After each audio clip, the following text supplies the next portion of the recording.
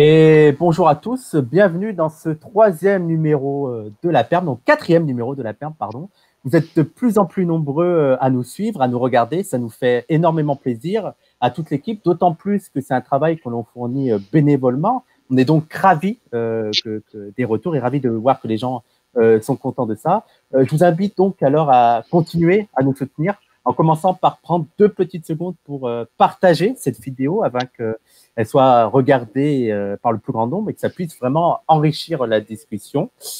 Et n'oubliez pas non plus de vous abonner sur cette page.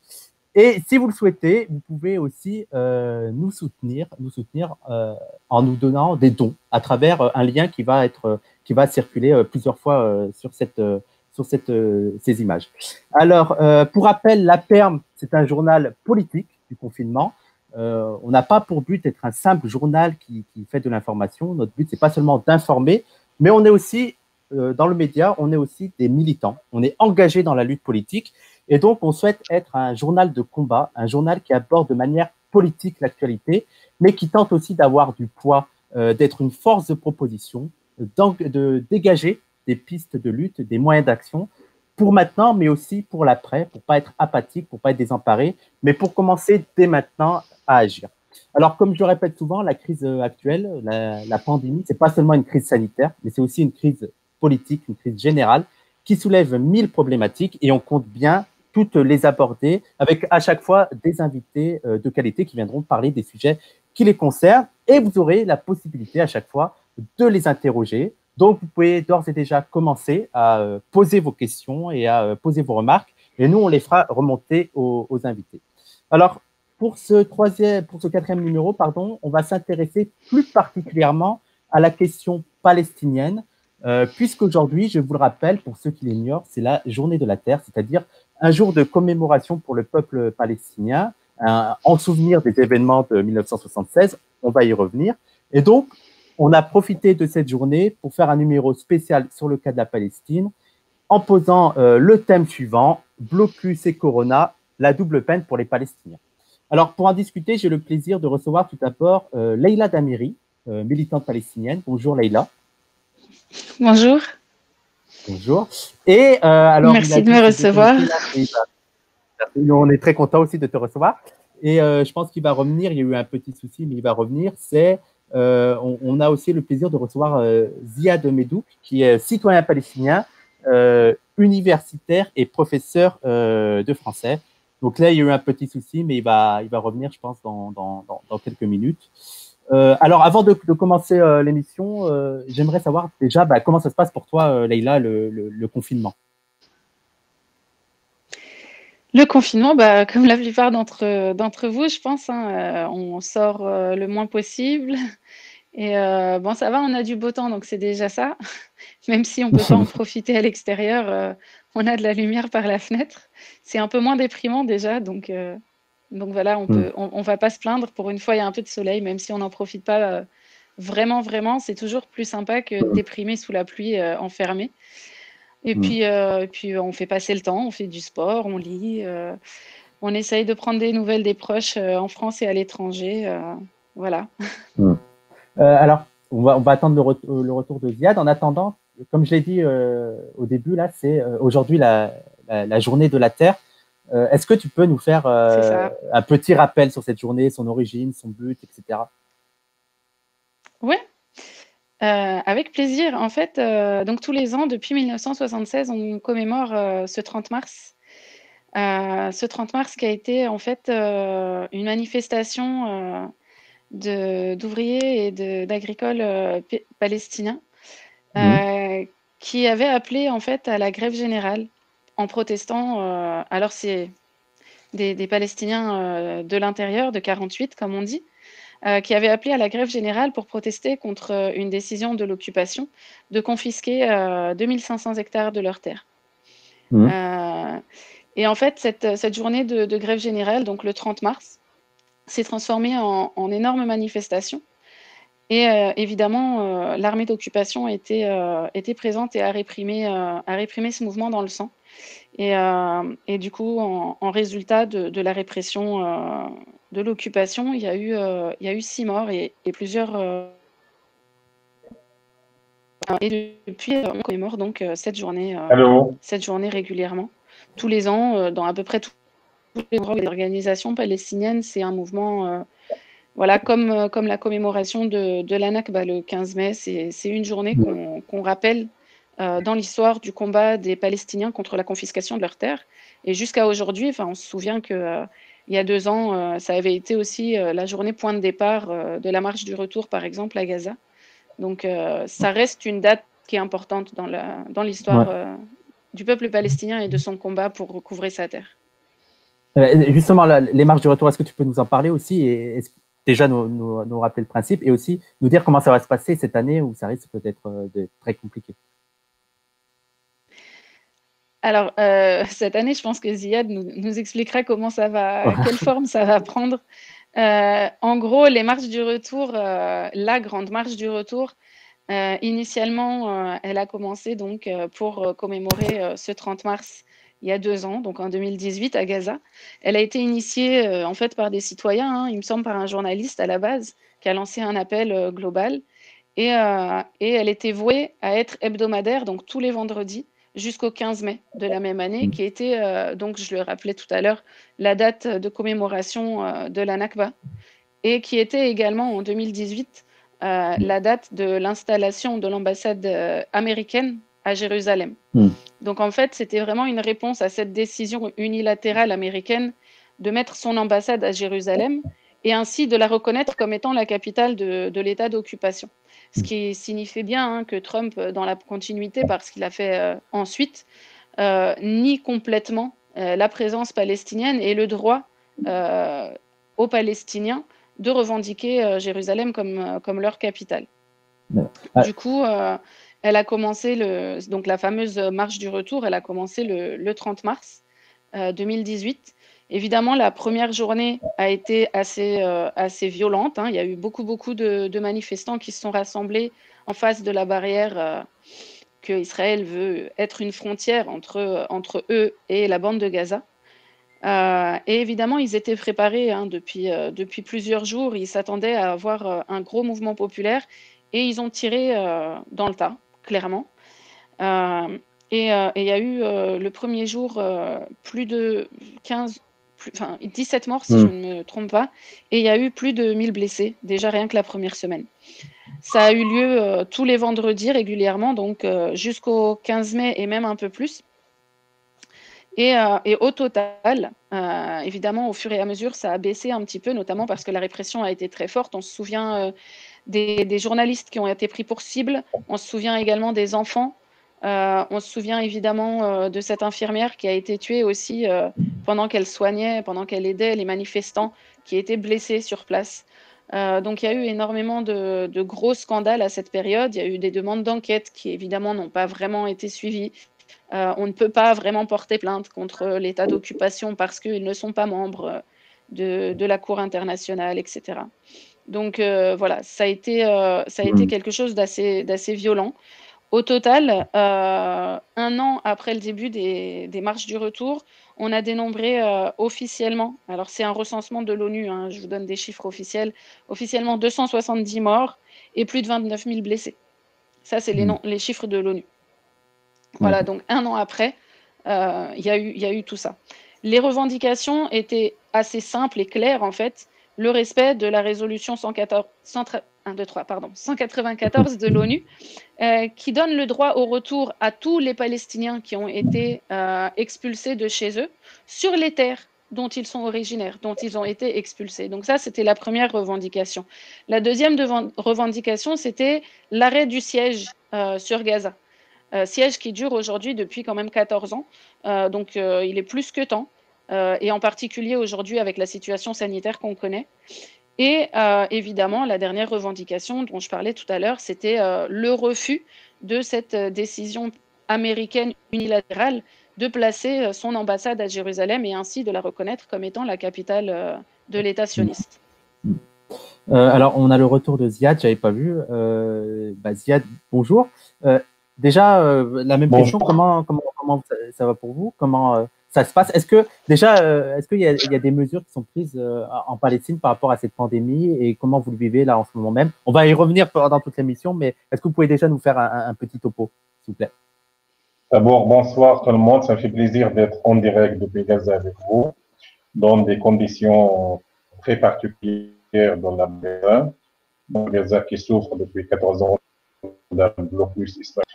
Et avec cette situation, avec l'épidémie de coronavirus, donc la situation est en train de s'aggraver en pire en pire. Donc, pour la situation jusqu'à aujourd'hui, nous sommes le lundi 30 mars, on a 115 cas infectés dans tous les territoires palestiniens.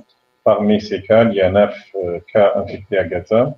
Et parmi ces 115 cas, il y a 20 qui ont quitté les centres d'isolement et une décès, une dame qui est décédée donc, vendredi dernier en Cisjordanie.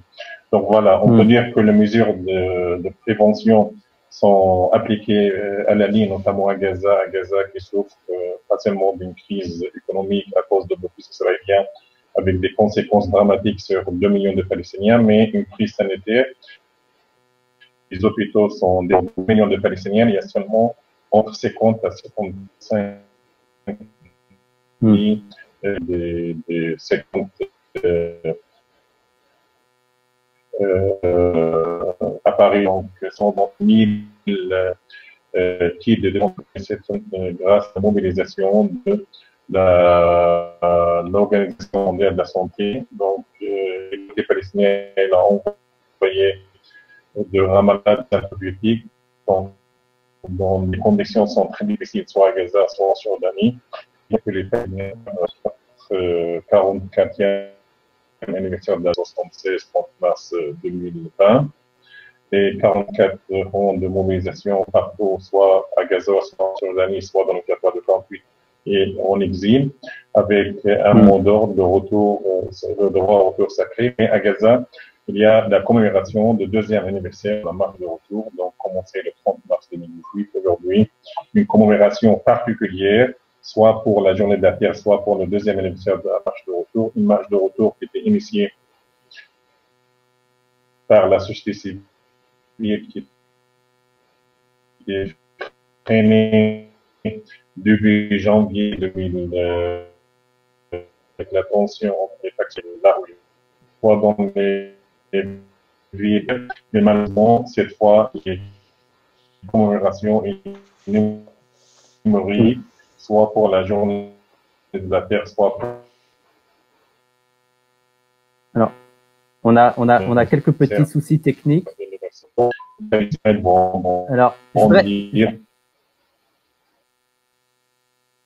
Alors, je voudrais rappeler, on a quelques petits soucis techniques avec Ziad.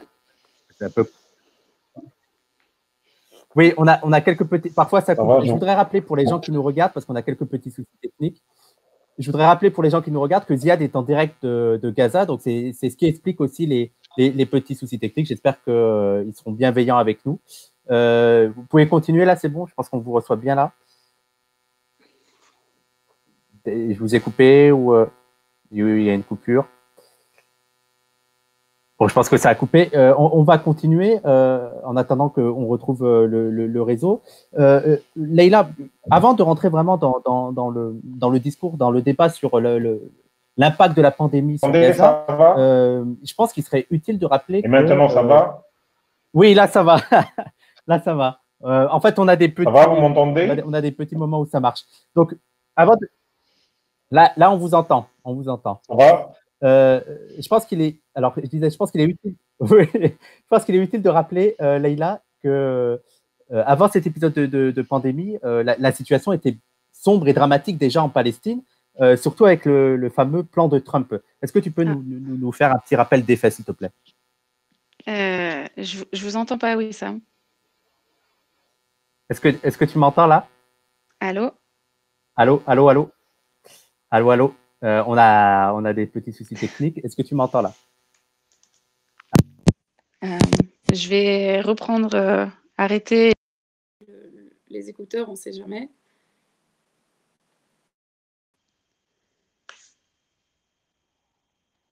Alors, j'ai plus de son.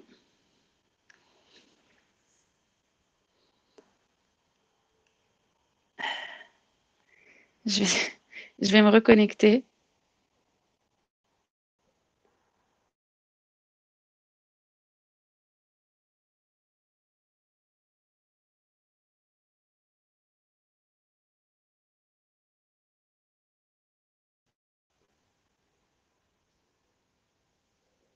Alors, est-ce que c'est la bonne?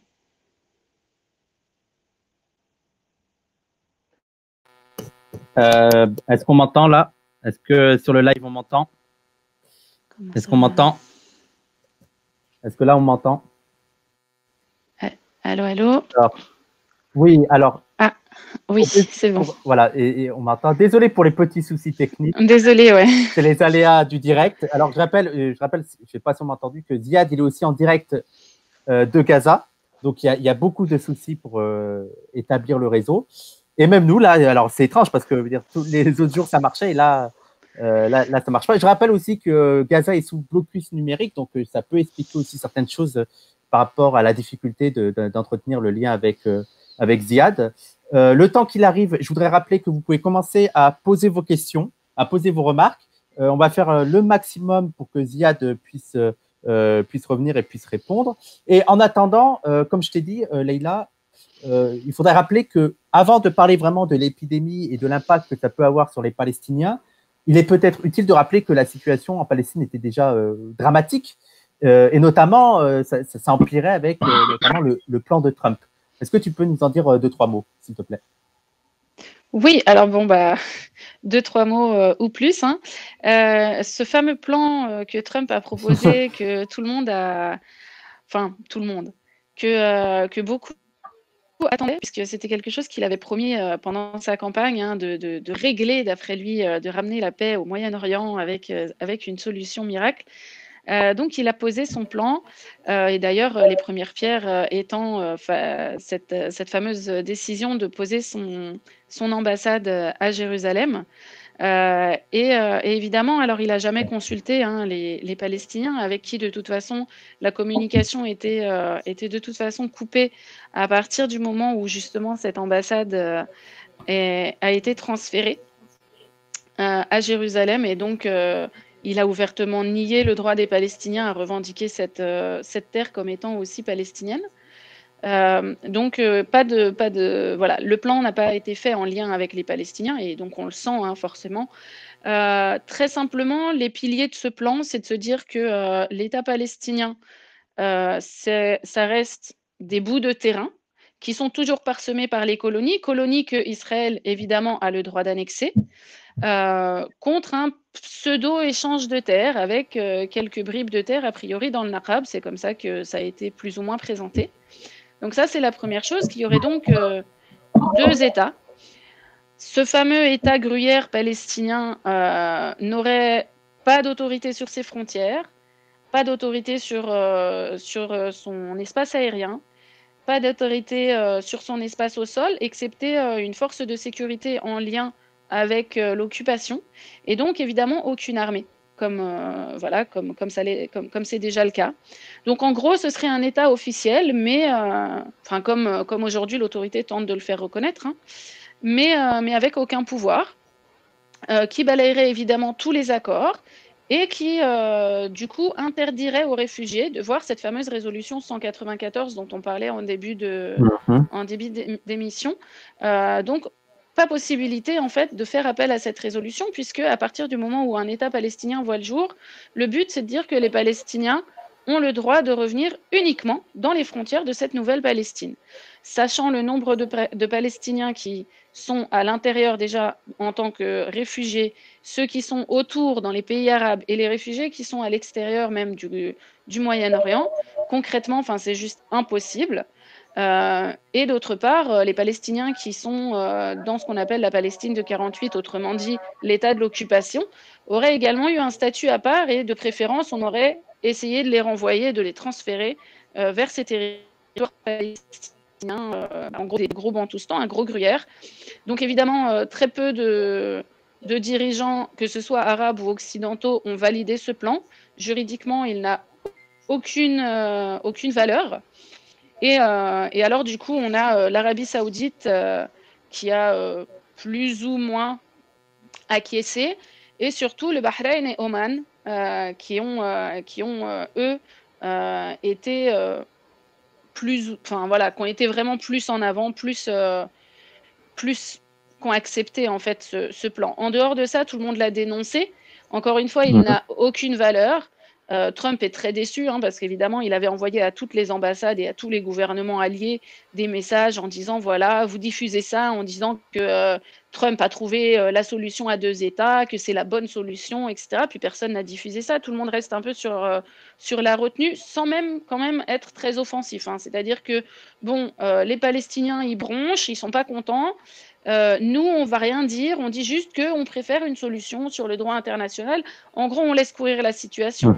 Trump, de son côté, il a étonné personne. De toute façon, ses accointances avec l'occupation sioniste, de par son gendre, de par ses ambassadeurs, de par son électorat, clairement, on ne s'attendait pas à quelque chose de plus pro-palestinien. C'était, voilà, ça reste dans la ligne de sa politique et de ce qu'il annonce. Donc, pas de surprise.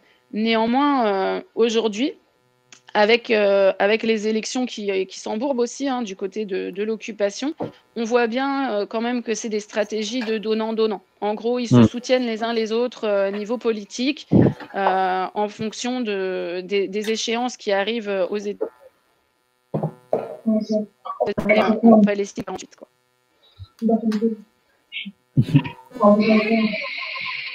Allô. Alors là, on a le retour de Ziad. Alors, comme je rappelle aux spectateurs, là, Ziad il est en direct de Gaza, donc on a beaucoup de mal à la voir. Ça, c'est aussi la réalité du blocus, on a envie de dire, parce que je vous rappelle qu'on a déjà essayé de faire un live avec Norman qui était en direct des États-Unis, ça marchait très très très bien. Donc là, avec Gaza, c'est apparemment compliqué. Ça va, vous m'entendez? Là, on vous entend là. Très bien. Je voulais vous parler d'autre chose.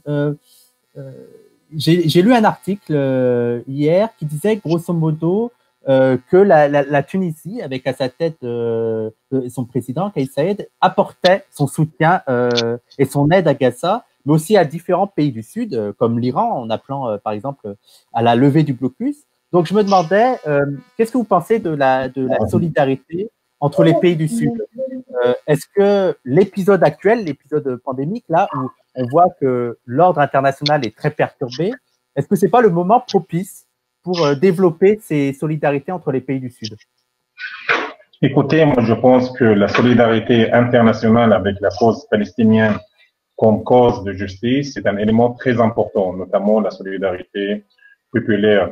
Malheureusement, dans beaucoup de pays, surtout la communauté internationale, elle est complice avec les crimes israéliens, soit les États-Unis, soit la Ligue arabe, soit l'Europe. Donc voilà, heureusement qu'il y a la population partout, pas seulement dans les pays arabes, mais même dans les pays occidentaux, il y a une solidarité magnifique et se transforme par des mobilisations, par des manifestations en soutien à la cause palestinienne comme cause de justice.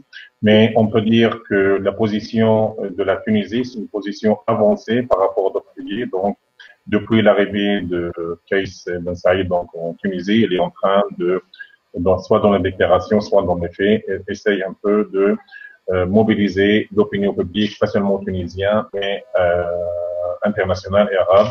Et il essaye d'envoyer des messages pour que le monde soit touché, sensibilisé avec la souffrance des Palestiniens en général et des Palestiniens de Gaza.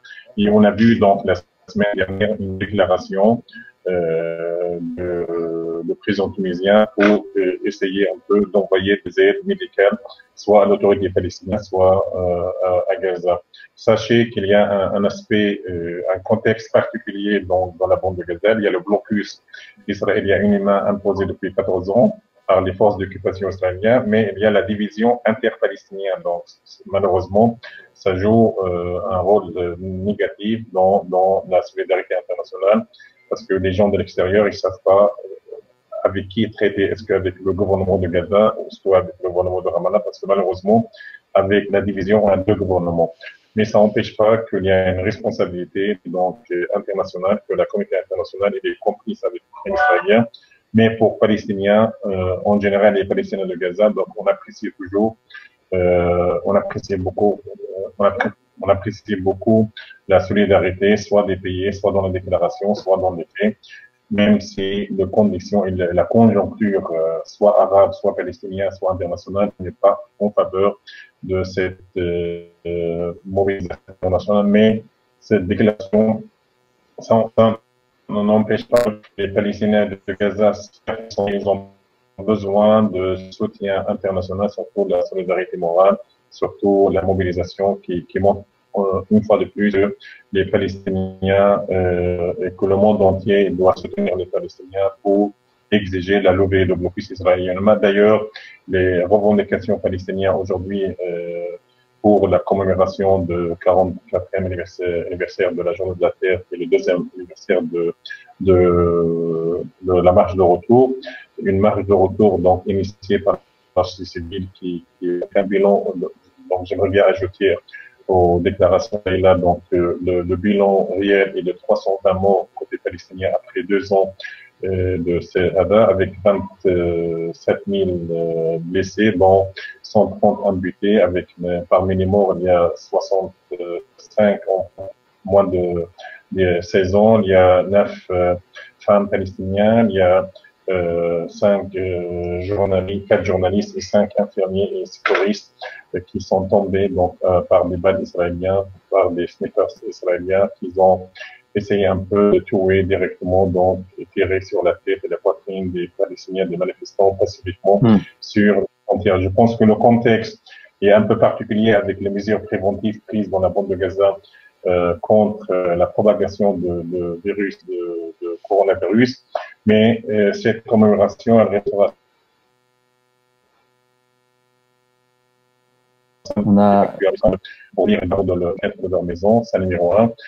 Et sur les réseaux sociaux, mobiliser pour mettre les drapeaux palestiniens sur leur page. Et voilà. Donc, ça montre un peu la mobilisation aujourd'hui, donc particulier. Donc, une commémoration symbolique, mais ça n'empêche pas de dire que les Palestiniens de vivre dans cette situation, donc un peu particulière, pas seulement dans la bande de Gaza, mais ouais, je pense qu'on a encore une coupure là. Ziad, on vous entend pas trop là. Je vais attendre que. Confiné chez lui. Allô. Nous, 14. Oui, moi je vous entends très bien. D'accord. Vous m'entendez, ça va? Ça coupe parfois, ça coupe parfois. Là, ça revient. Ouais, là, ça revient. D'accord. Ouais. Alors, je continue. On va essayer de stabiliser ça. Non, on va essayer de stabiliser ça. Est-ce que, Leïla, tu veux rajouter un point sur les solidarités sud-sud? On va essayer de faire peut-être avec des interventions plus courtes. Oui, alors pour répondre à la question, les solidarités sud-sud, il est temps en fait que ça reprenne puisque on le sait, hein, ça a été pendant notamment les années 70 justement quelque chose d'assez important. On se souvient du mouvement de l'OPEP, on se souvient du mouvement des pays producteurs de pétrole qui avaient protesté, etc., en faveur justement de la Palestine. Aujourd'hui, il y a quand même beaucoup de choses qui font qu'on nous a divisés, clairement, hein, pour des questions capitalistes, pour des questions d'alliance, notamment avec les États-Unis pour ce qui concerne l'Arabie saoudite. Enfin voilà, énormément de choses comme ça qui font que le projet, entre guillemets, pan-arabe, même si on vit, enfin moi personnellement, je viens d'une famille où on y croyait et du coup on est peut-être un peu idéaliste sur le sujet, mais disons qu'effectivement, enfin il est temps qu'enfin, en particulier dans le contexte actuel, parce qu'on parle de la Palestine aujourd'hui, mais on voit ce qui se passe en Syrie, en Irak et autour depuis plusieurs années maintenant. Tout ça, c'est quelque chose qui fait partie de plans. Et il faut absolument qu'on soit unis là-dedans. J'ai un gros écho, hein. Je ne sais pas si vous, ça va. Ouais, j'entends. Voilà. Voilà. Enfin, du coup, non, il est temps et c'est plus que bienvenu d'avoir des actions concrètes de la part des gouvernements arabes qui enverraient enfin de l'aide concrètement et officiellement, sans se cacher. je pense que c'est plus que bienvenu et plus que temps. Ouais. Là, avant de rentrer sur les questions des auditeurs, et je rappelle aux auditeurs qui peuvent nous poser des questions, qui peuvent nous faire des remarques, on va les faire remonter. Donc, n'hésitez pas à le faire là dans la rubrique commentaires. Moi, j'aimerais vous poser deux questions en fait à la suite qui se rejoignent. La première, c'est d'abord de savoir si la pandémie se répand dans Gaza, que le Covid-19 se répand, est-ce que les services hospitaliers ont de quoi réagir et de quoi agir, ou est-ce qu'ils sont démunis à un point où ça va être la catastrophe? Et deuxième question, ça rejoint un peu cette remarque.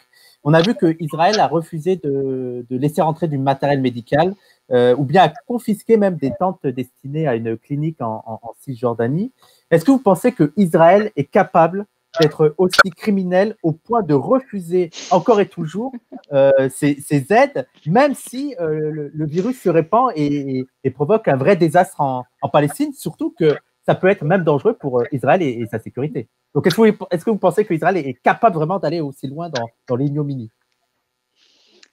Je vais laisser Ziad répondre sur la condition des hôpitaux à Gaza. Ça va, vous m'entendez? Je peux parler?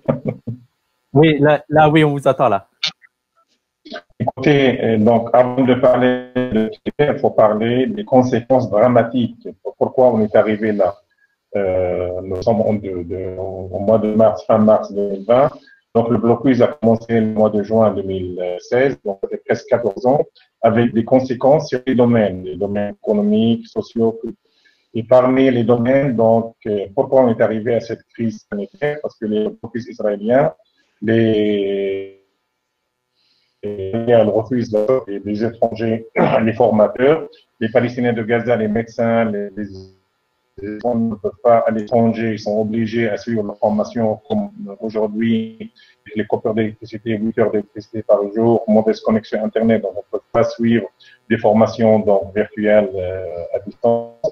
Donc, voilà, sans oublier que beaucoup de matériaux montrés par ordre militaire, même le peu de matériaux médicaux et de matériel médical qui est à Gaza, quand un appareil médical tombe en panne, donc c'est difficile avec le de faire entrer donc les pièces de charge. Donc les conséquences, c'est Israël qui a créé ce problème.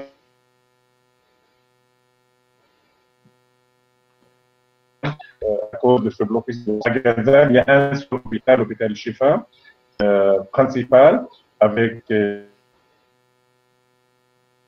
des soins intensifs, avec un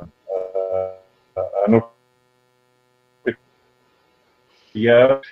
Donc, imaginez, donc, pour 2 millions de Palestiniens, heureusement qu'on a seulement 9 cas, et ces cas sont entrés de l'étranger, donc c'est pas des cas ils n'ont pas été en contact avec les Palestiniens de Gaza, que les autorités sanitaires de Gaza, en coordination avec l'Organisation mondiale de la santé, avec l'autorité palestinienne, parce que le risque est très large, donc est très grand, ils ont été obligés à coordonner. Et donc, la situation est très, très difficile. Et on a 50 lits avec 50 appareils de réanimation, donc toute la bande de Gaza. Imaginez pour 2 millions de Palestiniens. Et les 9 cas qui étaient infectés, ils sont isolés au passage de Rafah. Donc, ils ne sont pas en contact, heureusement, avec la population. Donc, numéro 1. Donc, on a maintenant à Gaza des mesures préventives très, très appliquées à l'alerte parce que les Palestiniens, avec la crise sanitaire, ils savent que n'importe contamination va toucher les 2 millions de Palestiniens et qu'on n'a pas les moyens. C'est pour cela on applique, donc à partir de 10 heures de soir, on a un vrai couvre-feu. Les marchés sont fermés, donc tous les lieux publics sont fermés, les universités, les écoles. C'est pour cela les Palestiniens sont bien placés, sont conscients du danger de la propagation de coronavirus. C'est pour ça qu'ils appliquent à la lettre les consignes soit des autorités sanitaires de Gaza, soit des conseils donc de l'Organisation mondiale de la santé. Donc voilà, les capacités sont très faibles à Gaza, manque d'effectifs, manque de masques, manque de tous les matériels médicaux. Donc c'est numéro 1. Deuxième aspect, malheureusement, les autorités israéliennes ne sont pas conscients de ce danger, de ce virus qui n'a pas de frontières. Seulement la semaine dernière, seulement vendredi, ça veut dire il y a 2 jours, que les autorités israéliennes, ils ont ouvert le surpassage qui relie la bande de Gaza à l'extérieur de la bande de Gaza pour faire entrer seulement 1000 kits de dépistage. Au début, il y avait 50, on est passé à 500, maintenant c'est 1000 avec l'aggravation de la situation. Donc voilà, il y a 1000 et après l'entrée des médicaments et des antibiotiques envoyés par Ramallah. Donc voilà qu'est-ce qu'il entre à Gaza. Donc c'est pour cela que les autorités israéliennes sont responsables de la propagation de ce virus parce qu'ils n'ont pas seulement levé le blocus. Et malheureusement, qu'est-ce qu'ils font en dehors de fermeture de frontières? Et ils ont bombardé Gaza vendredi soir. Donc samedi matin, ils ont bombardé Gaza. Donc ça montre un peu que la politique agressive du gouvernement d'extrême droite israélien, ils s'en fichent de besoins énormes et de la situation palestinienne qui vivent le blocus israélien, qui vivent un double blocage, qui vivent un double confinement, même si la population palestinienne a l'habitude de ce confinement. On a vu avec la première guerre de Golfe en 1991, il y avait un couvre-feu de 3 mois imposé par les forces d'occupation israéliennes, par l'armée israélienne qui contrôlait la bande de Gaza à l'époque. Lors de l'offensive israélienne de l'été 2014, il y avait 50 jours de bombardement, donc tout le monde était confiné. Maintenant, il y a une crise sanitaire parce qu'il y avait un risque de propagation. Donc, il y a un risque israélien. Donc, on peut dire en général qu'il est assez faible. C'est avec la volonté et seulement la volonté des autorités sanitaires de Gaza. Elles travaillent avec le blocus, avec ses comptes dramatiques.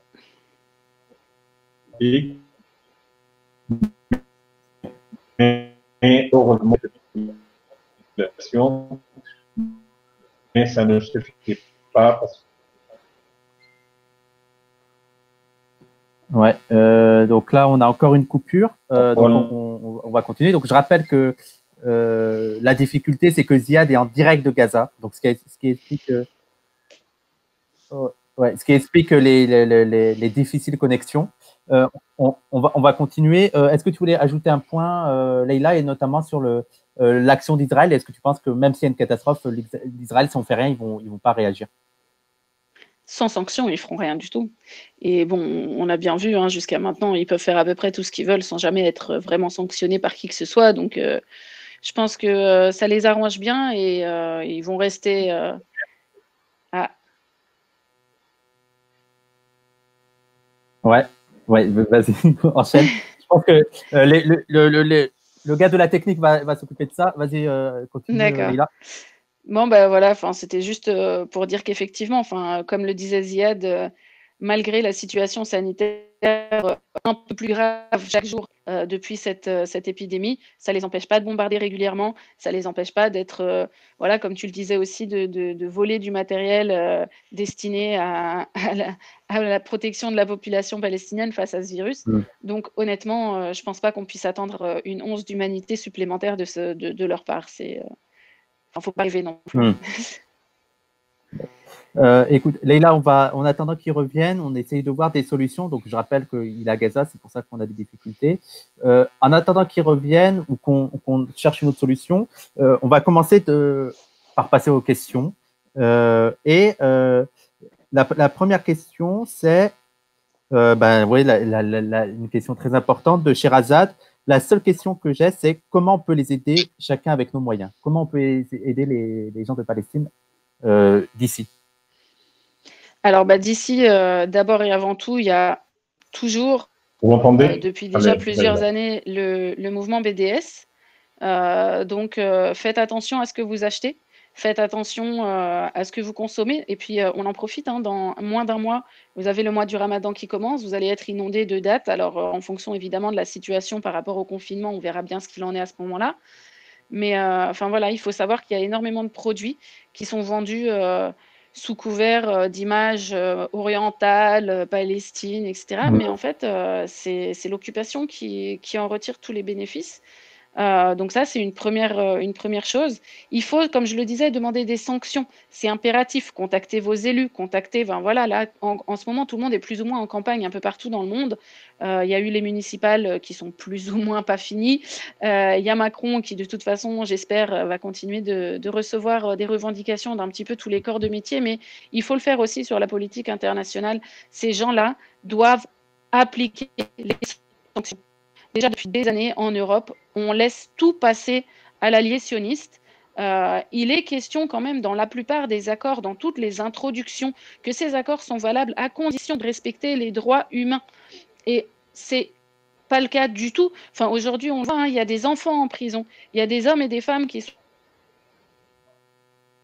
des raisons qu'on ne peut pas déclarer, qui sont condamnés par des tribunaux militaires, ce qui est totalement illégal.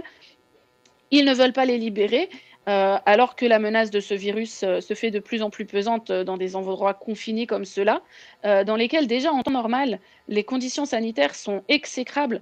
Ils ont des maladies, ils n'ont pas accès à des médecins, ils n'ont pas accès à des avocats, en gros, ils n'ont accès à rien, ils n'ont même pas des visites de leur famille, sans compter la torture, les violences, les conditions de détention qui sont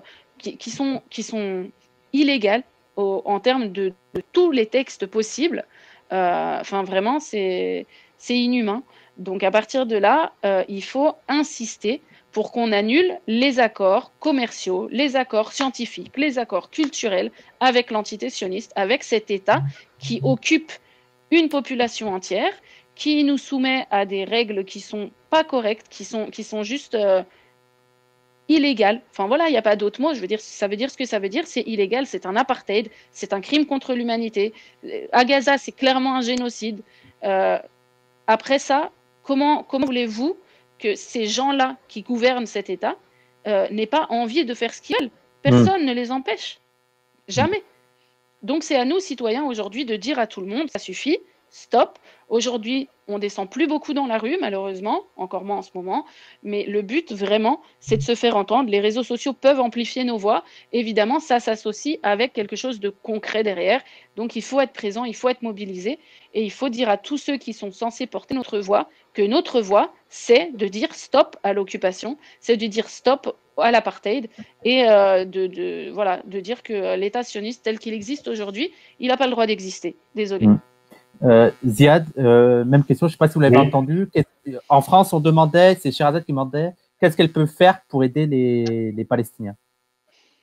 Écoutez, d'abord, on salue la bonne volonté de tous les gens de bonne volonté, les solidaires, parce que pour nous, Palestiniens, nous avons perdu la terre, nous avons perdu l'arbre, il nous reste deux choses, notre résistance et existence et résilience sur le terrain et la solidarité populaire et sociale et internationale, heureusement. Donc, ces gens de bonne volonté, on apprécie donc la solidarité. Pour nous, à Gaza, les besoins sont énormes. 2 millions de Palestiniens entassés, fermés, isolés, dans une prison à ciel ouvert. Et maintenant, on est passé d'une prison à ciel ouvert à une prison fermée à cause de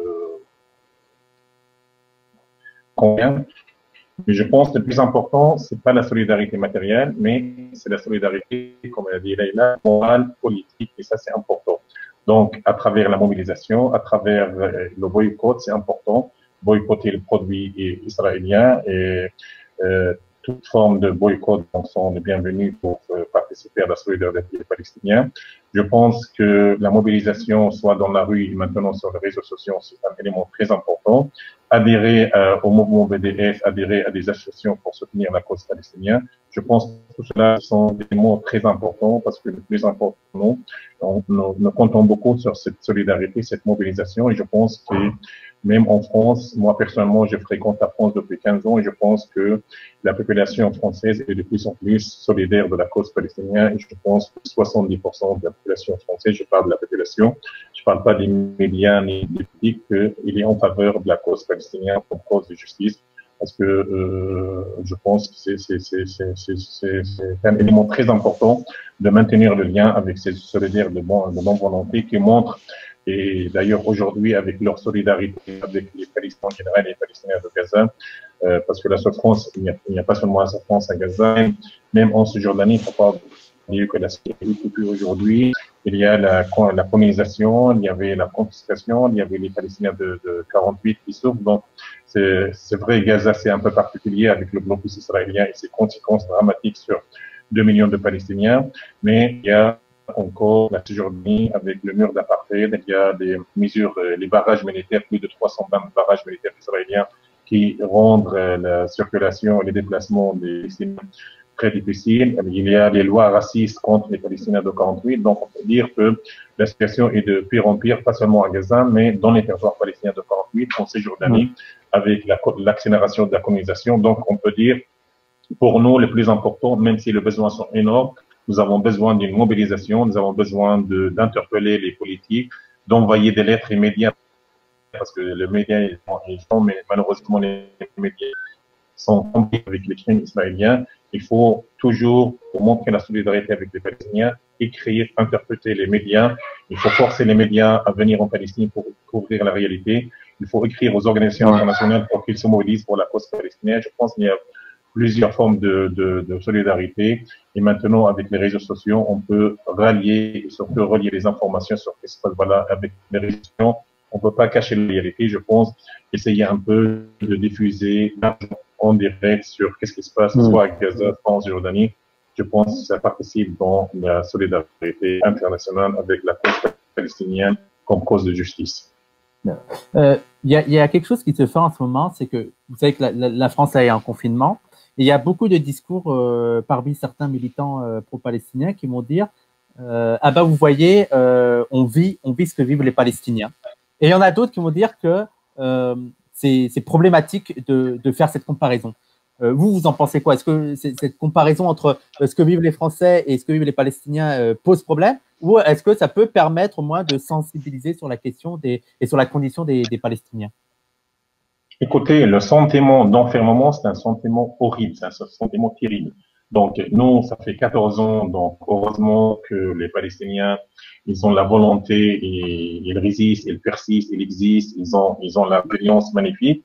Mais le sentiment d'enfermement, c'est un sentiment horrible, c'est un sentiment terrible.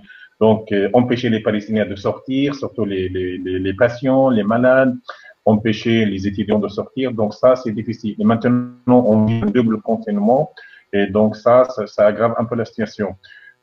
À mon avis, c'est difficile de faire une comparaison avec ce qui se passe soit en France, soit dans le monde entier avec le confinement. Donc, il ne faut pas oublier, vous êtes libre. Nous, on n'est pas libre. Nous, on est soit occupés, soit on est sous blocus, on est sous occupation et sous colonisation. Un système d'apartheid, c'est pas une occupation normale. Donc, il y a l'apartheid, il y a des mesures atroces de l'occupation. Donc, à mon avis, il y a deux doubles réponses à votre question. D'abord, c'est difficile. Moi, je suis en train d'écrire un article sur Gaza, comment on est passé d'une prison ouverte à une prison fermée. Et donc, j'ai mentionné ça dans une réponse à votre question sur le sentiment horrible et terrible de ces 2 millions de Palestiniens de Gaza. D'une part, les Palestiniens de Gaza vivent avec beaucoup d'évolution, avec beaucoup d'attention, qu'est-ce qui se passe dans le monde. Et nous, on est très solidaires avec les peuples endeuillés, avec qu'est-ce qui se passe en Iran, en France, surtout en Italie, avec plus de 10 000 et en Espagne avec 10 000 morts jusqu'à maintenant. Donc, les Palestiniens qui ont été donc soutenus par ces pays et par cette population, ils sont en train d'envoyer des messages de soutien, de solidarité, d'encouragement à ces gens, à leurs familles et surtout à ces gens confinés. C'est numéro 1. Et donc, maintenant, les Palestiniens, ils sentent qu'ils sont à pied d'égalité avec presque toute la planète. Ça veut dire tout le monde est confiné, nous, on est confinés. C'est numéro 1. Mais deuxième réponse, que les conditions sont pas pareilles. Vous, le confinement, c'est provisoire, c'est lié à une crise sanitaire provisoire, ça finira un jour, donc 2-3 mois, mais même s'il y a des risques, mais ça finira un jour. Nous, jusqu'à maintenant, on est sous blocus israélien et pendant 14 ans, il y a je parle de comités internationaux officiels, je parle des pays, je parle de l'Europe, je parle des organisations internationales qui malheureusement, ils ont laissé 2 millions de Palestiniens à leur sort. Donc, aucune réaction, aucune condamnation au crime israélien. Et donc, le sentiment de blocus, c'est un sentiment terrible. Et pas seulement ça, il ne faut pas oublier que pendant ce blocus, il n'y avait pas seulement le blocus, ça veut dire, là, c'est quoi? Ça veut dire fermeture de frontières, fermeture des passages, empêcher les Palestiniens, 3 heures à 4 heures d'électricité, l'eau contaminée. Et en dehors de ça, il y a des agressions, il y a des bombardements, il y a la liste de 800 produits qui sont interdits d'entrée dans la bande de Gaza par ordre militaire israélien. Donc, la liste est très longue pour parler des crimes israéliens, des mesures atroces qu'ils ont accompagné donc ce blocus israélien inhumain. Donc, pour nous, double confinement. Donc, c'est vrai, la population est confiante. Donc, c'est pour cela, on peut dire que la vie est normale, même si elle est anormale, mais les Palestiniens, ils sont en train de suivre l'évolution de ce virus par le monde. Et d'une part, ils sont rassurés que dire que tout le monde maintenant, il vit au pied d'égalité avec les Palestiniens, mais les conditions sont difficiles. La question qui se pose, est-ce que cette solidarité du monde entier avec les Palestiniens qui vivent le blocus et le confinement depuis un certain moment, est-ce que après la fin de cette épidémie, avec cette crise, est-ce que le monde, voilà. Et déjà, pendant cette crise, il y avait un bombardement israélien.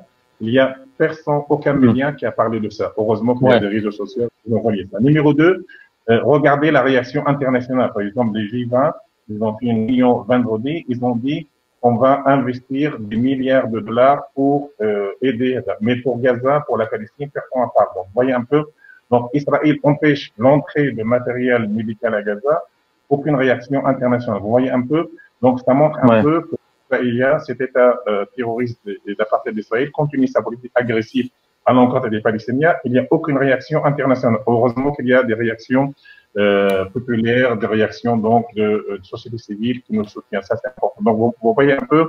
Donc, les Palestiniens de Gaza, ils sont solidaires du monde entier parce que c'est la première fois qu'il y a des gens qui sont confinés, qui sont enfermés, isolés chez eux.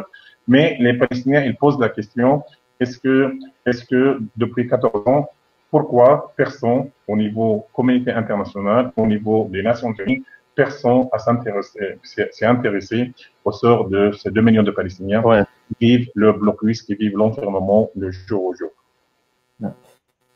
Leïla, tu veux rajouter un point? Alors, je suis désolée, moi je ne sais pas ce qui se passe, mais moi j'entends pas du tout les interventions de Ziad. Donc, au risque de répéter, la question c'était de savoir si on peut comparer et si ça peut sensibiliser cette histoire de confinement. Alors, ça peut sensibiliser, oui, et tant mieux. Par contre, je trouve que c'est pas du tout comparable. On n'a pas du tout la même situation. On est confiné pour une histoire de santé. Pour notre sécurité au niveau sanitaire, etc. Donc, on n'a pas du tout les mêmes conditions. Eux, c'est quelque chose qui dure depuis énormément de temps. Donc, on l'a déjà rappelé, 14 ans. On a déjà rappelé également qu'en fait, il y a un blocus. Ils ne sont pas juste sous confinement, ils sont sous blocus. Et donc, ils ne reçoivent pas le nécessaire pour se soigner, le nécessaire pour manger, le nécessaire pour reconstruire les maisons qui sont détruites régulièrement par les bombardements de l'occupation. Ils n'ont pas le droit de sortir de leur pays, en fait. Clairement, enfin, il n'y a pas d'autorisation. Ziad le disait tout à l'heure, au niveau des études, au niveau même là, on le voit, hein, on le voit régulièrement depuis le début de l'émission, au niveau de la communication avec l'extérieur, tout est compliqué.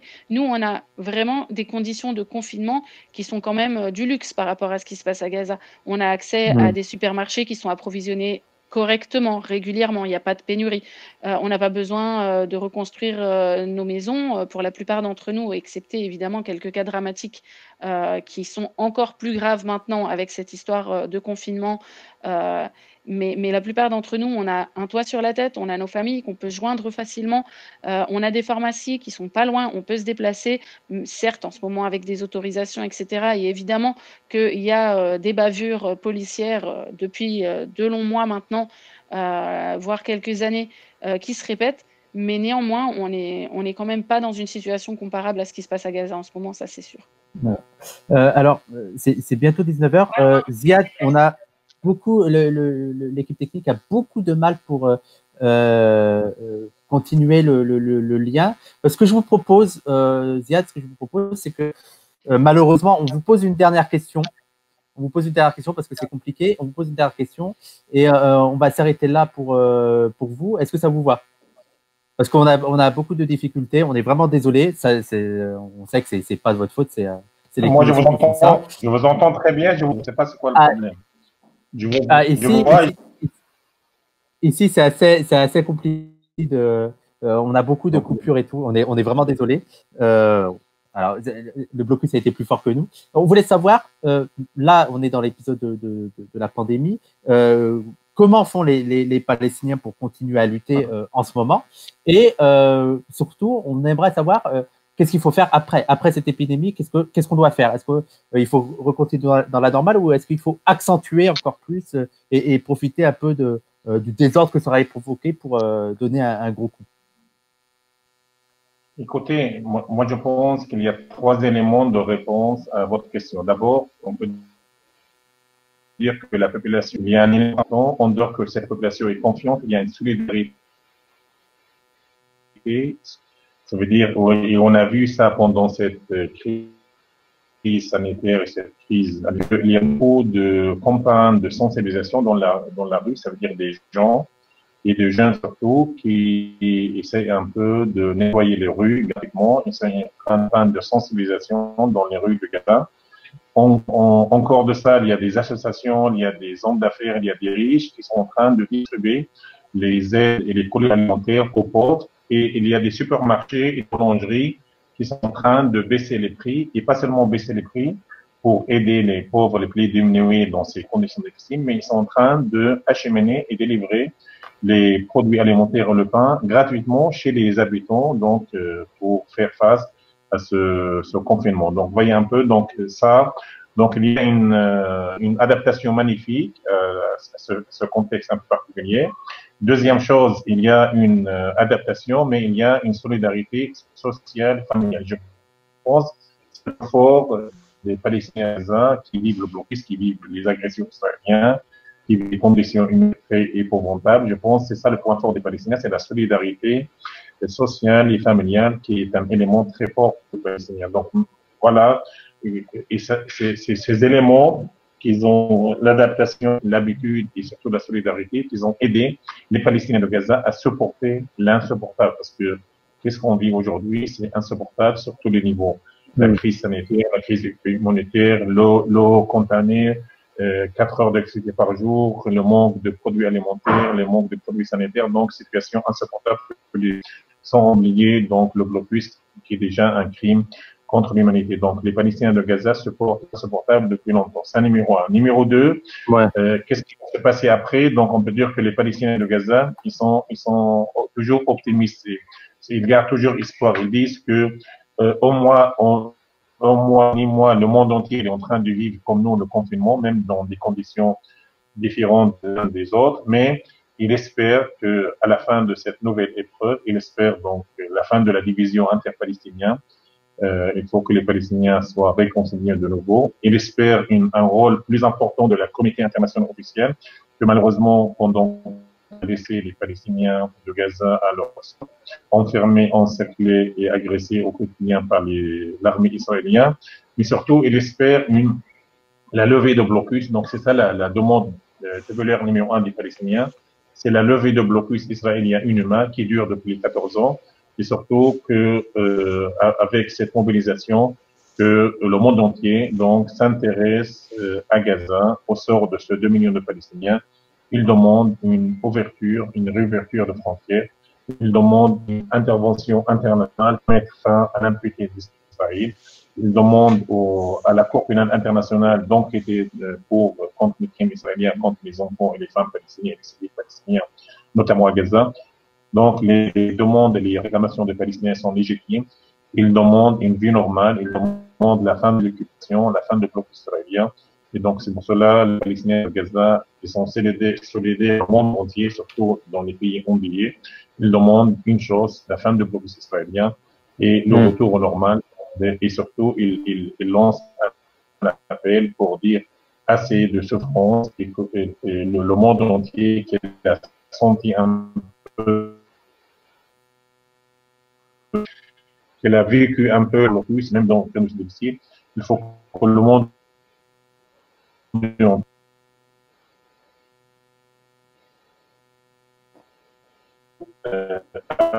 arrêter donc ces crimes israéliens et pour existent et qui envoie un message de soutien au monde entier qui vit un confinement difficile. C'est pour cela les Palestiniens de Gaza et l'espèrent et l'espoir que les Palestiniens.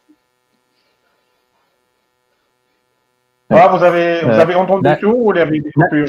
Oui, non, là, ça va. Donc, je vous propose qu'on continue encore, vu que la connexion est bien, on continue encore. Il y a un problème, tout le monde est à la maison, tout le monde utilise Internet, donc il y a une saturation. Ouais, ouais. Non, mais il n'y a pas de souci. Là, c'est plutôt bien. Je vous propose qu'on continue encore 10 petites minutes et on s'arrête là, ça vous va?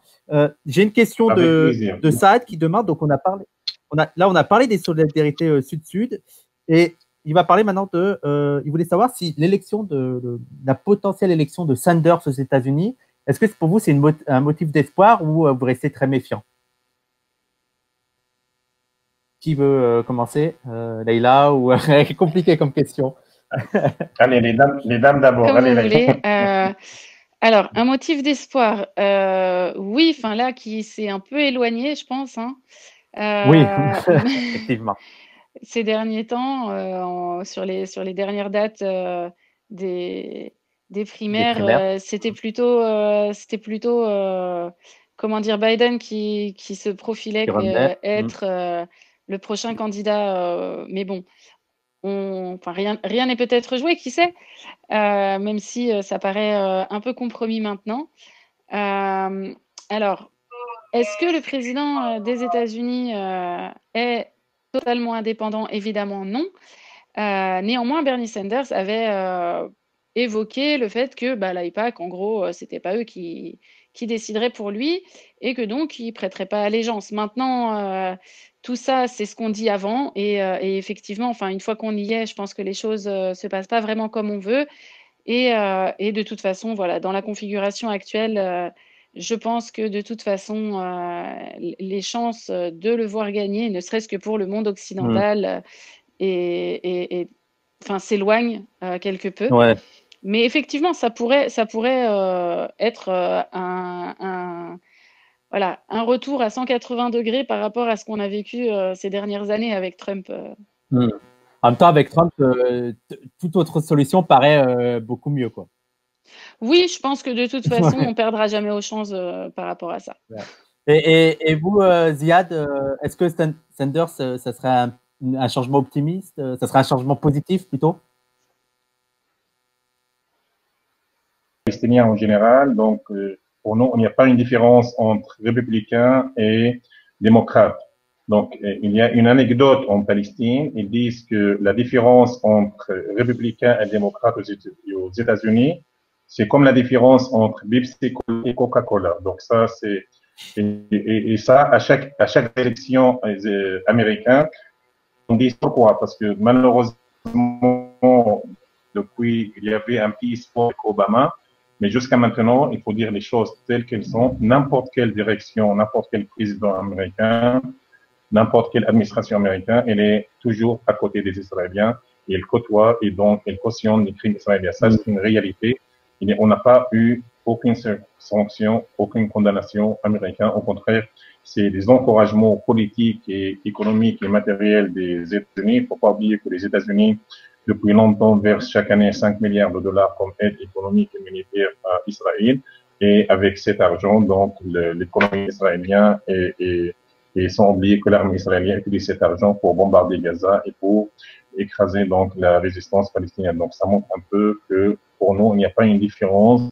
Malheureusement, les hommes politiques essayent d'avoir un peu d'espoir, mais bon, on n'a pas d'espoir avec n'importe quelle direction, n'importe quel président, n'importe quelle administration américaine, même si les sondages donc disent que Trump va perdre les nouvelles élections. Et pour nous, les plus importants, surtout les Palestiniens qui vivent à l'intérieur, soit à Gaza, soit en Jordanie, le plus important, nous avons besoin d'un changement, un changement radical. Ça veut dire, c'est quoi le changement? Ça veut dire la fin de l'occupation, la liberté, la création de l'État palestinien avec Jérusalem comme capitale. Voilà, donc et le retour, bien sûr, de tous les réfugiés palestiniens à leur territoire, à leur ville. Donc, pour nous, Palestiniens, le plus important, c'est si une administration veut vraiment instaurer la paix, il faut qu'il soit juste, il ne faut pas qu'il cautionne les crimes israéliens, il ne faut pas qu'il soit allié avec les Américains. Et qu'est-ce que se passe malheureusement avec chaque, parce que je vais vous dire une autre anecdote. Donc et ça malheureusement pour les dirigeants arabes. Donc quand il y a un président américain, quand il arrive, Donc, lui, la première année, il a dit, oui, je suis en train d'étudier les dossiers. Donc, deuxième année, il visite les pays arabes, il invite les dirigeants arabes, après dire, oui, on va essayer de trouver une solution. Après sa troisième année, il dit, oui, il n'y a pas d'espoir et je vais me consacrer aux nouvelles élections. Donc, et comme ça, les 4 années sont perdues. Donc, voyez un peu. Donc, et ça, on a vu avec tous les présidents américains. Donc, malheureusement, pour nous, les Palestiniens, on a besoin de concret, on a besoin des solutions, on n'a pas besoin de slogans, on n'a pas besoin de déclarations, on n'a pas besoin de campagnes électorales. On va, ça fait presque 72 ans qu'ils luttent contre cet état d'apartheid. Les Palestiniens, ils ont besoin de créer leur état, ils ont besoin d'une communauté internationale sociale juste et pas complice. Ils ont besoin des gens courageux qui disent non à l'occupation, qui disent non à la colonisation et qui disent oui pour la justice, pour la création d'un État palestinien libre et indépendant. Alors, je vais prendre une dernière question du public. Il y a Sofiane, ou la question compliquée, qui demande que pensez-vous de l'autorité palestinienne? Pourquoi compliqué? Laïla, peut-être que le compris là, l'autorité. Allez, Laïla, après je réponds. Laïla, tu peux commencer. Ouais, l'autorité palestinienne. Alors concrètement, c'est quelque chose qui a été créé pour faciliter la vie de l'occupant. On le voit aujourd'hui, hein, ils ont joué les pantins. Alors au début, ça partait certainement d'une très bonne intention parce qu'ils ont cru à la parole donnée des instances internationales et de l'occupant en face qui encadrait notamment les accords d'Oslo. Mais il faut savoir que les accords d'Oslo étaient eux-mêmes une torpille par rapport à d'autres accords qui étaient en train de se jouer à Madrid. Bref, donc l'autorité palestinienne est devenue de plus en plus une peau de chagrin, enfin un espèce de pantin. Et donc on lui donne aujourd'hui des pouvoirs, mais qu'il n'a absolument pas. Et on le voit, hein, même en termes de politique. Enfin, concrètement, les élections n'ont pas eu lieu depuis X temps. Donc aujourd'hui, elle n'a même plus une valeur légale, concrètement. Je m'excuse auprès de tous mes amis qui sont du Fatah, qui sont, etc., enfin voilà, qui soutiennent cette espèce d'organisation qui n'a plus lieu d'être, qui ne représente plus ni les Palestiniens de l'intérieur, parce que de toute façon, il n'y a pas d'élection, et donc même eux, en fait, ne sont plus représentés, mais surtout, qui a fait en sorte qu'on abandonne le nom et l'organisation de l'OLP, qui est la seule légitime et qui représente tous les Palestiniens réfugiés au-delà des frontières de 67 ou même de 48. Donc voilà, pour moi, c'est un gros pantin, c'est un gros ballon de baudruche. Il mériterait qu'on voilà, qu'on le pète réellement et qu'on reprenne vraiment la base de la base, c'est-à-dire nous sommes un peuple occupé et nous sommes face à un occupant. Et là, la résistance prend tout son sens. Et là, on revient réellement à quelque chose d'uni. Parce que bah, évidemment, tout le monde se tire dans les pattes. On le voit à Gaza, le gouvernement par le Hamas, qui était légitime à l'époque des élections, qui tire dans les pattes à un gouvernement Fatah de l'autorité à Ramallah, qui n'est pas légitime en aucun cas, qui a été... comment dire, l'objet d'un chantage en plus, hein, si on se souvient bien de ce qui s'est passé au moment des élections. En gros, oui, les Palestiniens doivent aller voter, mais évidemment, il faut qu'ils votent comme nous, on a décidé qu'ils devaient voter. Donc, parole de l'Union européenne, des États-Unis et évidemment de la puissance occupante en face. Donc, tout ça, c'est une vaste mascarade. Aujourd'hui, je pense qu'il faut remettre les pièces du puzzle en place. Et les pièces du puzzle, c'est-à-dire on enlève l'autorité, on reprend vraiment la base de la base, c'est-à-dire l'OLP, libération de la Palestine, libération de tous les Palestiniens, et on applique le droit international, et notamment en ce qui concerne l'occupation, c'est-à-dire qu'on rend à l'occupation ses responsabilités, le financement du système de santé, du système d'éducation, etc., etc. Et à ce moment-là, on verra peut-être du changement de la part d'Israël, parce qu'il sera sanctionné obligatoirement, parce qu'il ne prend absolument rien en charge. Les Européens se chargent de le dédouaner en donnant des subventions à cette autorité. Enfin, en gros... voilà. J'espère que c'est clair. Effectivement. Ziad, vous voulez rajouter quelque chose sur l'autorité palestinienne? Écoutez, moi je suis Je représente la société civile, je suis professeur, je suis universitaire, donc surtout, je suis un simple citoyen.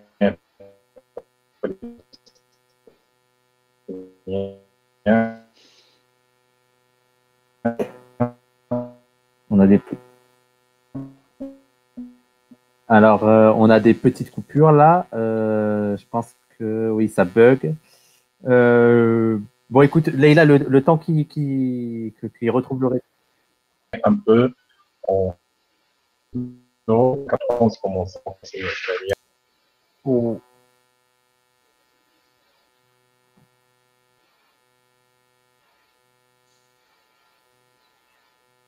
Ouais. Ouais.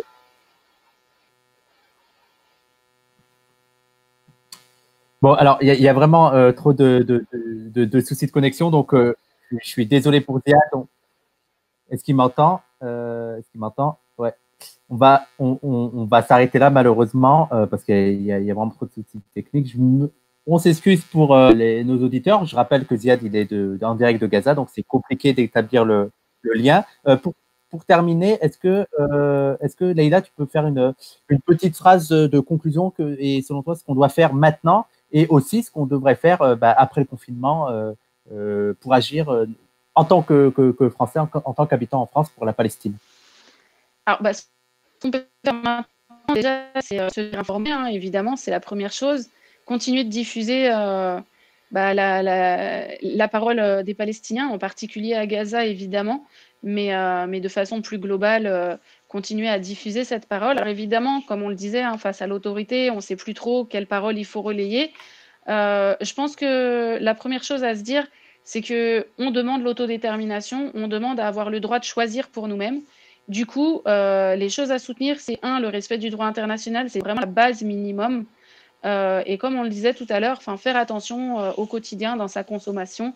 On risque de commencer le ramadan sous confinement, donc faites particulièrement attention aux approvisionnements de vos magasins. Signalez-le vraiment aux épiciers chez qui vous faites vos courses. En particulier donc pour ce qui est des dates et souvent sur les avocats, ça c'est tout au long de l'année évidemment. Voilà, sur certains fruits, les pamplemousses, les oranges, voilà, il y a beaucoup de choses comme ça sur lesquelles vous pouvez être attentif et agir réellement. Moins on en consomme, comme disait Coluche, il suffirait qu'on n'en achète pas pour que ça ne se vende pas. Donc voilà. Donc ça, c'est une des possibilités. En pharmacie, même chose, Teva, on l'a rappelé là dernièrement beaucoup, peut-être d'autres en ont entendu parler avec toutes les histoires de labo. Teva, c'est une marque israélienne. Donc pareil, quand vous allez en pharmacie, que vous demandez des génériques, si on vous en donne, vous les refusez, vous avez le droit de les refuser. Donc faites-le. N'achetez pas des médicaments siglés Teva. Il y en a d'autres, c'est des génériques, donc il y en a d'autres. Ne vous inquiétez pas, il y a toujours une alternative. Ça, c'est vraiment pour ce que vous pouvez faire à votre échelle en particulier. Et puis en ce moment, voilà, on a moins de liberté de mouvement. Mais le but, c'est vraiment de peut-être reprendre une action solidaire plus importante. Moi, je me souviens d'une époque, il y a 11 ans maintenant, quand il y a eu les grosses offensives sur Gaza, l'hiver 2008-2009. On a été des centaines de milliers dans les rues. Et aujourd'hui, c'est quelque chose qui n'arrive plus, que ce soit pour la Palestine ou pour d'autres causes. Aujourd'hui, ça n'arrive plus. Et malheureusement, on le voit, les hospitaliers, les soignants, ils ont manifesté en France. Ils étaient plus ou moins seuls. Aujourd'hui, on les applaudit parce qu'on se rend compte que finalement, l'hôpital public, c'est important. Et il y a des causes aussi qui devraient nous rassembler, au-delà de la religion, au-delà des classes, au-delà de plein de choses. Il s'agit d'une justice, il s'agit d'une égalité, il s'agit des droits de l'homme. Il s'agit vraiment de se dire que si on veut construire un monde meilleur, si on veut voir que finalement ça va mieux pour tout le monde, ça passe par là, et il va falloir qu'on se bouge. Il y en a certains qui disaient oui, pendant l'occupation, ils ont attaqué les juifs, moi j'étais pas juif, ils ont attaqué les tziganes, moi j'étais pas tzigane, je sais plus de qui c'est ça, mais en gros le jour où on viendra vous attaquer, après qu'ils ont fait tous les tests d'armes et de trucs chimiques, de poison, etc., sur les Palestiniens dans les enclaves comme Gaza ou d'autres, ils viendront les appliquer sur vous. Et c'est ce qui s'est passé, on s'en souvient peut-être, dans les banlieues françaises. L'armée israélienne est venue mater les banlieues françaises sous Sarkozy, ministre de l'Intérieur. Donc il faut s'en souvenir, ce qu'on teste sur les Palestiniens, on vient le faire chez vous ensuite. Donc c'est une question de droits humains, de solidarité évidemment, Et du coup, c'est une question d'idéal au niveau du monde qu'on veut voir naître. C'est la base, c'est certaines valeurs. Donc oui, il faut redescendre dans la rue. Oui, il faut prendre action envers les gouvernants, envers vos élus, envers toutes les personnes qui peuvent porter un peu plus notre voix. Parfois, c'est des stars. Hein. On remercie encore Kerry James pour tout ce qu'il a pu diffuser comme message positif là-dessus. Mais il y en a d'autres. Et il faut, voilà, il faut libérer la parole. Et notamment en ce moment, hein, sur le droit européen, on essaye de faire en sorte, en France hein, aussi beaucoup, de faire en sorte que l'antisémitisme et l'antisionisme, ce soit la même chose, qu'on n'ait pas le droit d'appeler au boycott des produits israéliens. Tout ça, c'est des choses sur lesquelles vous devez prendre position, sur lesquelles vous devez envoyer vos avis, vos opinions, pour qu'elles soient défendues devant les instances, le Sénat, le Parlement, etc. Et qu'à la finale, on fasse bien la distinction. Être antisioniste, ce n'est pas être antisémite. Et du coup, on est là pour que justice soit faite et respectée en terre de Palestine pour le peuple palestinien, parce que ça fait quand même maintenant plus de 100 ans qu'on vit sous ce projet d'État sioniste en Palestine. Merci beaucoup, Leïla. Merci à toi d'avoir Merci à participé. vous. Alors, avant de nous quitter, je voudrais donc déjà rappeler, on s'excuse pour les petites difficultés techniques, mais on tenait à ce qu'il y ait un Palestinien de Gaza qui vienne parler de la situation à Gaza. C'était un défi qu'on s'est donné. On a essayé de relever avec les possibilités qui étaient les nôtres et on pense avoir bien quand même réussi. Il a quand même pu s'exprimer. Ça montre aussi la réalité du blocus, qui n'est pas seulement un blocus seulement alimentaire ou économique, il y a aussi un blocus au niveau des communications. C'est très difficile, comme on l'a vu, d'avoir un réseau, un lien avec Ziad. On le remercie aussi d'avoir participé à ce débat. Je vous invite à partager cette vidéo, à mettre plus de likes possible, à partager cette vidéo pour vraiment la propager, pour vraiment montrer la réalité de la vie à Gaza qui est catastrophique, pas seulement pendant cette épidémie, mais tout le long de l'année. Et là, c'est juste un problème en plus, une catastrophe en plus.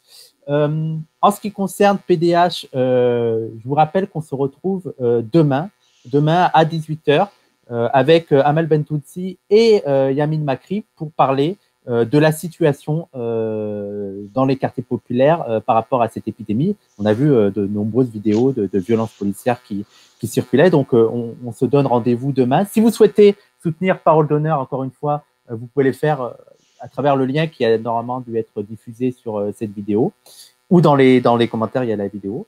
Et écoute, moi je pense avoir fait tous les rappels.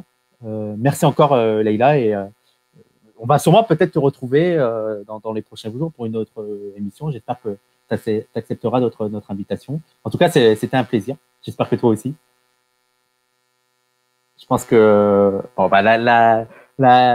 la connexion avec Leïla aussi a été coupée, donc je parlais un peu tout seul. C'est pas grave. Écoutez, il me reste plus qu'à vous dire bonne soirée. On se retrouve demain pour le numéro avec Amal Bentounsi et Yamin Makri, et on parlera des quartiers et de l'épidémie. À demain et bonne soirée.